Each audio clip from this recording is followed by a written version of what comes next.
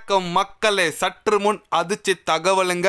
இனிமேல் பாமகோட நிரந்தர தலைவர் இவர் தான் அப்படின்னு சொல்லிட்டு பொதுக்கூட்டத்தில் இன்னைக்கு மாமல்லபுரத்தில் நடந்த பொதுக்கூட்டத்தில் அறிவிச்சிருக்காங்க. அது மட்டும் இல்லாமல் 2026 நாங்கள் இவங்க கூட தான் கூட்டணின்னு சொல்லிட்டு பாமக நிறுவனர் தலைவருமான அன்புமணி ராமதாஸ் பார்த்தீங்கன்னா அறிவிச்சிருக்காது. அது என்ன ஏதுன்னு சொல்லிட்டு வீடியோவில் டீட்டெயில்டாக பார்க்கலாம் வாங்க. ஆமாங்க, இன்றைக்கி பார்த்தீங்கன்னா மாமல்லபுரத்தில் பாமகவோட பொதுக்கூட்டம் அனைத்து நிர்வாகிகள் கூட்டு ஒரு கூட்டத்தை இன்றைக்கி நடத்தினாங்க. அதில் பார்த்தீங்கன்னா அன்புமணி ராமதாஸ் அவர்கள் நடத்தினார் அவர் தலைமையில். ஆனால் ராமதாஸ் ஐயா அவர்கள் பார்த்தீங்கன்னா இந்த கூட்டத்திலே கலந்துக்கல. அவருக்கான சேர் தனியாகவே காலியாகவே இருந்துச்சு.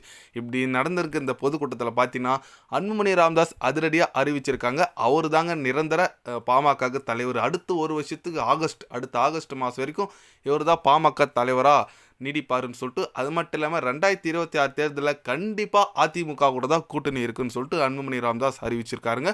இது எப்படி சொல்லுதுன்னா, ஐயா சின்ன ஐயா 2 பேருக்குமே ஒரு அப்பம் பையன் சண்டை தான். அதை பெருசாக ஊதி இந்த ஊடகம் பெருசாகுது. அதில் எந்த விதமான சந்தேகமும் இல்லை. அவங்க 2 பேருக்குள்ளே பிரச்சனை போயிட்டுருக்கு. கண்டிப்பாக இதனால் கட்சி பாதிக்கப்படுதுங்க.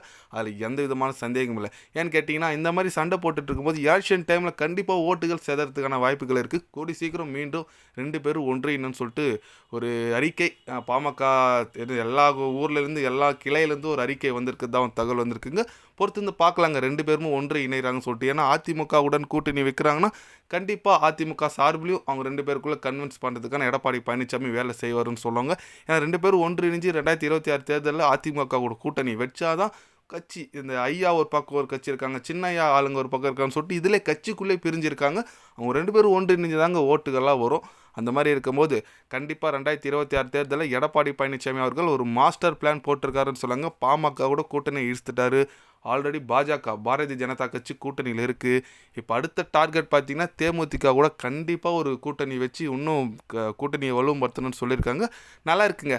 ஆனால் அதிமுக என்ன சொல்லியிருக்காங்கன்னா, ஒரே ஒரு பாமக கோரிக்கை என்ன வச்சுருக்காங்கன்னா, நாங்கள் கூட கூட்டணி வரத்துக்கு எங்கள் வன்னியர்களுக்கான 10.5 உள் இடஒதுக்கீடு கொடுக்கணும் அப்படின்னு சொல்லிட்டு எடப்பாடி பழனிசாமி அவர்கிட்ட நேராக போய் சந்தித்து இந்த ஒரு கோரிக்கை வச்சுருக்காங்க. கண்டிப்பாக நாங்கள் ஆட்சிக்கு வந்தால் இந்த உள் இடஒதுக்கீடு கிடைக்கும் அப்படின்னு சொல்லிட்டு எடப்பாடி பழனிசாமி அவர்களும் வாக்கு கொடுத்துருக்காங்க. அதனால தான் மெயினாக கூட்டணி வச்சுருக்காங்க. நல்லதுங்க, இது வன்னியர் சமுதாய மக்களுக்கும் ஒரு நல்லது, பாட்டாளி மக்கள் கட்சிக்கும் நல்லது. ஏன்னா அந்த இடஒதுக்கீடு வந்தால் நிறைய ஒரு வேலை வாய்ப்பில் போவாங்க வன்னியர் சமூகத்தை சேர்ந்தவர்கள். பொறுத்து வந்து பார்க்கலாங்க இந்த ரிசர்வேஷன் எந்த அளவுக்கு இதுவாக இருக்கும். 2026 தேர்தலில் யார் வெற்றி பெறாங்கன்னு சொல்லிட்டு நீங்கள் சொல்லுங்கள். 2026 தேர்தலில் யார் வெற்றி பெறுவாங்க? உங்களோட கருத்துக்கள், உங்கள் ஓட்டு யாருக்கு என்னன்னு சொல்லிட்டு மறக்காமல் கமெண்டில் சொல்லுங்கள். இது போன்ற தினசரி நியூஸை தெரிஞ்சுக்கணுன்னா சேனலை சப்ஸ்கிரைப் லைக் ஒன்று பண்ணிக்கோங்க. கண்டிப்பாக day by day channel update வரும்.